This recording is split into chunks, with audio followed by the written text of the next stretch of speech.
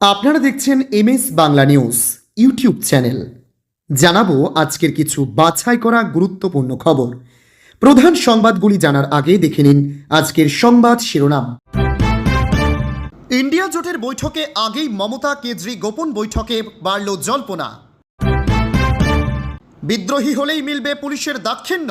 বীরভূমে 5 তৃণমূল বিধায়কের নিরাপত্তা বাড়িয়ে কিসের ইঙ্গিত নবান্নের।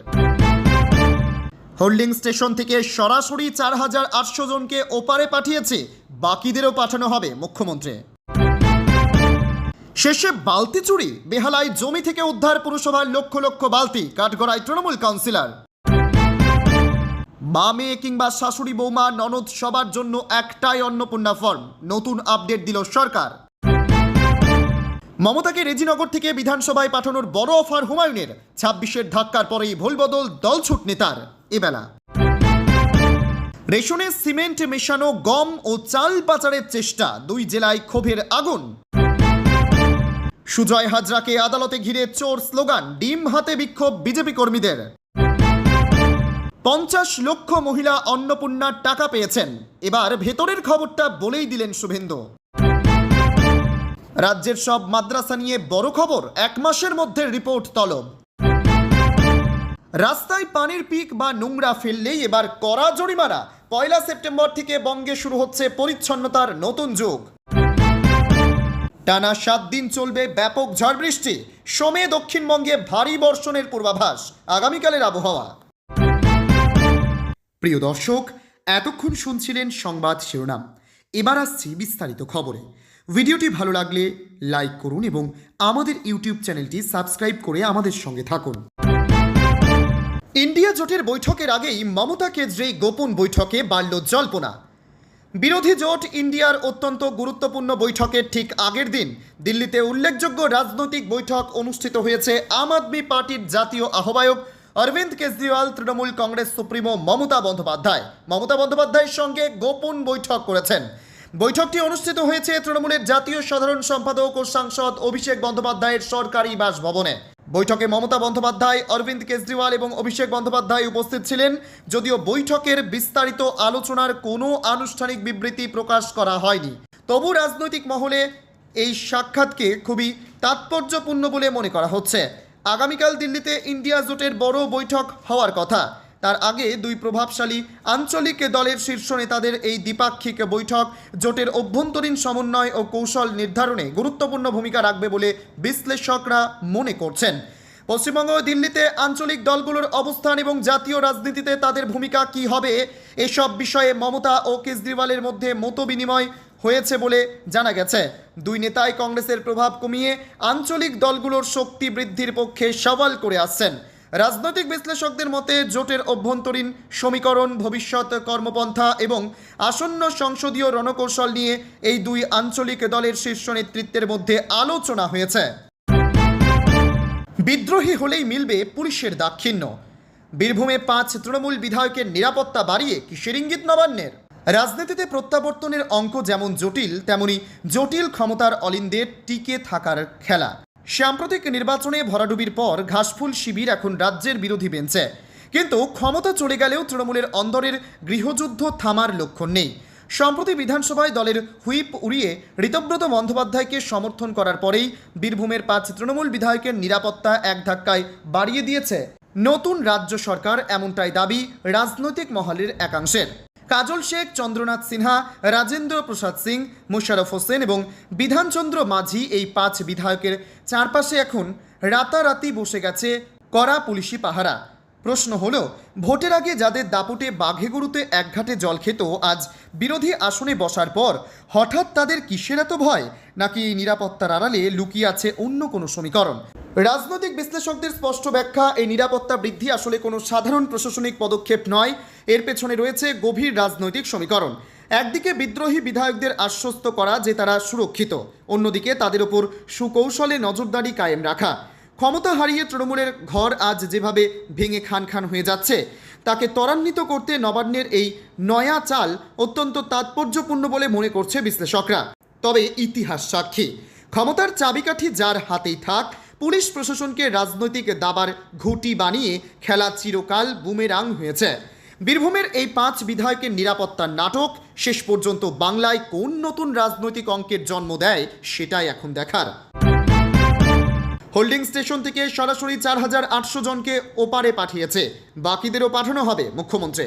ক্ষমতায় এসে বাংলাদেশিদের তাদের দেশে পাঠানোর কথা বলেছিলেন মুখ্যমন্ত্রী শুভেন্দু অধিকারী। ওই সব বিদেশি নাগরিকদের দেশে ফেরানোর জন্য জেলায় জেলায় হোল্ডিং সেন্টার তৈরির কথা জানিয়েছিলেন মুখ্যমন্ত্রী।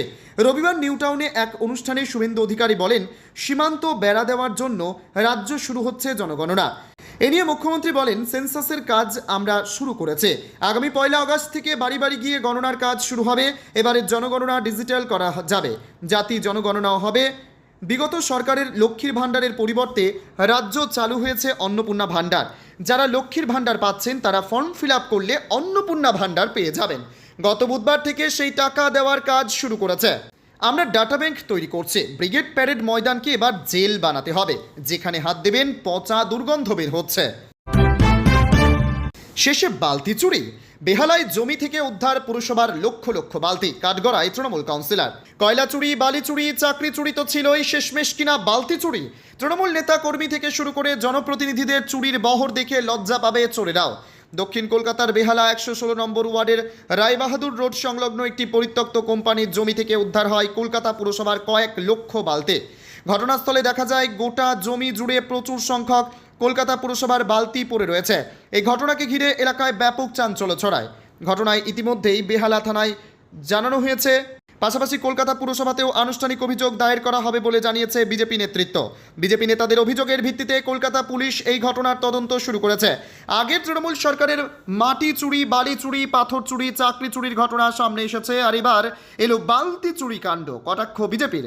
পৌর নিগমের বালতি উদ্ধার নিয়ে বিজেপি কাউন্সিলর তথা বিধায়ক সজল ঘোষ বলেন, এরা কত কিছু চুরি করে, এবার বালতি চোর, শেষে বালতি বেচে খেতে হবে, এটা দুর্ভাগ্যজনক।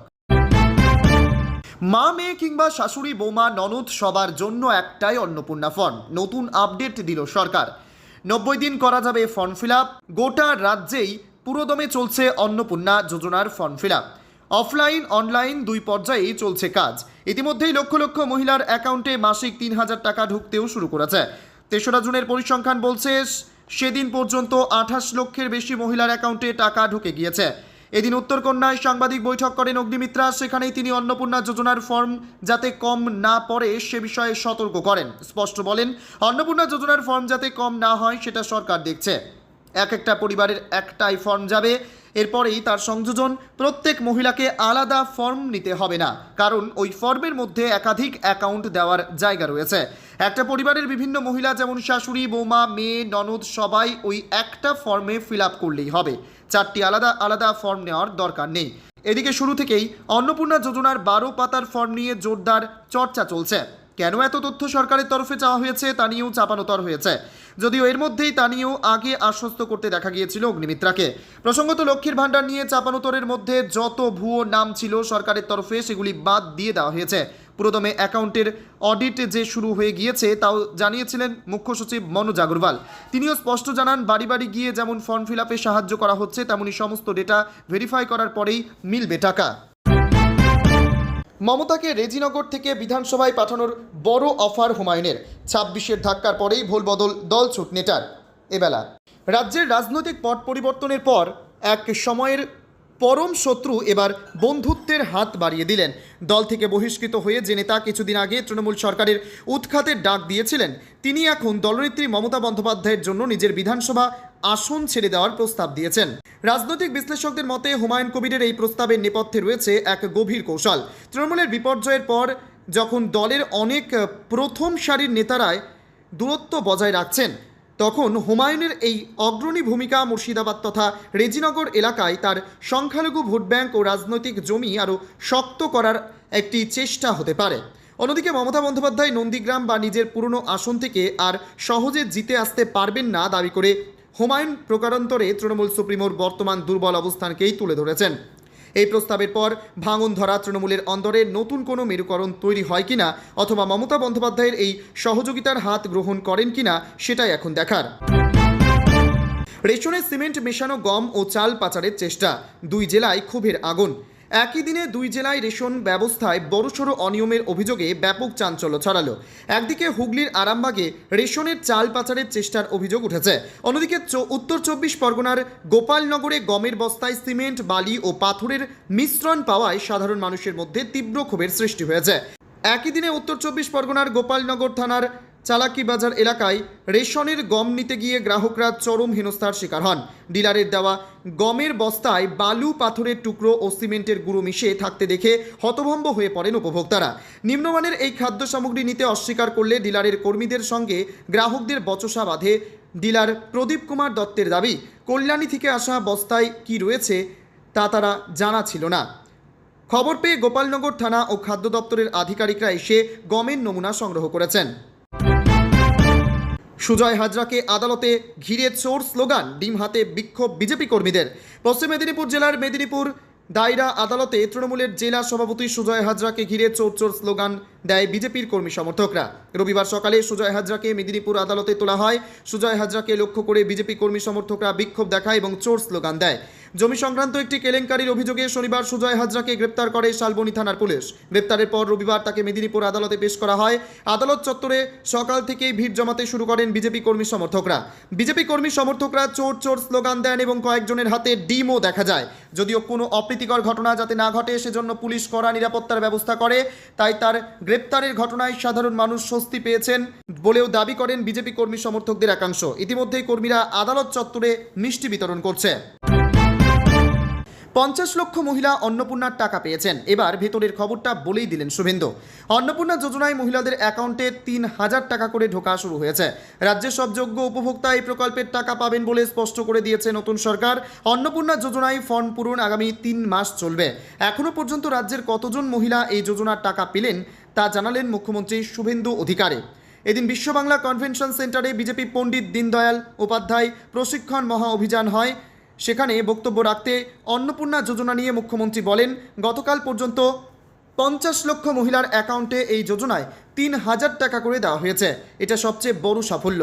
ওই বিজেপি কর্মীদের পরিবারের একজন করে কর্মসংস্থানের ব্যবস্থা করবে রাজ্য সরকার। এ মাসেই চাকরির ব্যবস্থা করা হবে। রাজ্যের সব মাদ্রাসা নিয়ে বড় খবর, পয়লা 1 মাসের মধ্যেই রিপোর্ট তলব। রাজ্যে পালাবদলের পরে এবার মাদ্রাসা নিয়ে নড়ে চড়ে বসেছে সরকার। তথ্য সংগ্রহের জন্য শুরু হচ্ছে সমীক্ষা। জেলা শাসকদের কাছে যাচ্ছে চিঠি, প্রশাসনিক মহলে শুরু চর্চা। রাজ্যের সংখ্যালঘু বিষয়ক ও মাদ্রাসা শিক্ষা দপ্তরের পক্ষ থেকে সকল জেলা শাসককে ইতিমধ্যেই জারি হয়েছে নির্দেশিকা। সংগ্রহ করা হবে জেলার সমস্ত মাদ্রাসা শিক্ষা প্রতিষ্ঠানের তথ্য। সেই কাজের জন্য ব্লক ও পুরসভা ভিত্তিক সমীক্ষার নির্দেশ দেওয়া হলো সরকারের তরফে।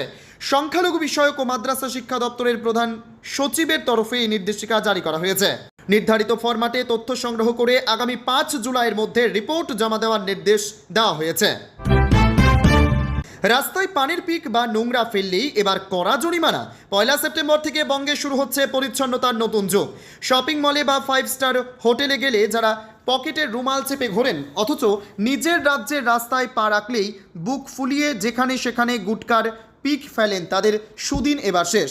আগামী 1 সেপ্টেম্বর থেকে খাস বাংলায় শুরু হতে চলেছে এক অভূতপূর্ব পরিচ্ছন্নতা বিপ্লব। রাস্তায় যত্রতত্র আবর্জনা ছড়ালে, প্লাস্টিকের ক্যারিব্যাগ ব্যবহার করলে বা পানির পিক ফেললে এবার আর রেহাই নেই। কেন্দ্রে নরেন্দ্র মোদী সরকারের স্বচ্ছ ভারত মিশন এর যে মূল মন্ত্র, এতদিন যেন তার প্রকৃত বাস্তবায়ন দেখতে চলেছে এই রাজ্য। আজকের এই ঐতিহাসিক সিদ্ধান্ত কিন্তু কোনো সাধারণ ঘোষণা নয়, এটা সাধারণ মানুষের রোজকার নোংরা অভ্যাসের গালে একটা সপাটে চর। টানা 7 দিন চলবে ব্যাপক ঝড় বৃষ্টি। সোমে দক্ষিণবঙ্গে ভারী বর্ষণের পূর্বাভাস। আগামীকালের আবহাওয়া, বাড়ছে গরম, রাজ্যে বর্ষার প্রবেশ হয়নি এখনও, তবে তার আগেই ফের তুমুল বৃষ্টির পূর্বাভাস রাজ্যে। ভিজবে দক্ষিণবঙ্গের একাধিক জেলা, উত্তরবঙ্গেও রয়েছে বৃষ্টির সম্ভাবনা। আবহাওয়া দপ্তর বলছে বজ্রবিদ্যুৎ সহ ঝড় বৃষ্টির কারণে কিছুটা অস্বস্তি কমবে দক্ষিণবঙ্গে। এদিকে ভারী থেকে অতি ভারী বৃষ্টির পূর্বাভাস রয়েছে উত্তরবঙ্গে। আগামীকাল সোমবার উত্তরের আলিপুরদুয়ার এবং জলপাইগুড়ি জেলায় ভারী থেকে অতি ভারী বৃষ্টির সম্ভাবনায় কমলা সতর্কতা জারি রয়েছে। এছাড়া ভিজবে দার্জিলিং, কালিম্পং এবং কোচবিহার সহ বাকি। ভারী বৃষ্টি হতে পারে দার্জিলিং, কালিম্পং এবং কোচবিহারে, পাশাপাশি বইতে পারে ঝোড়ো হাওয়া।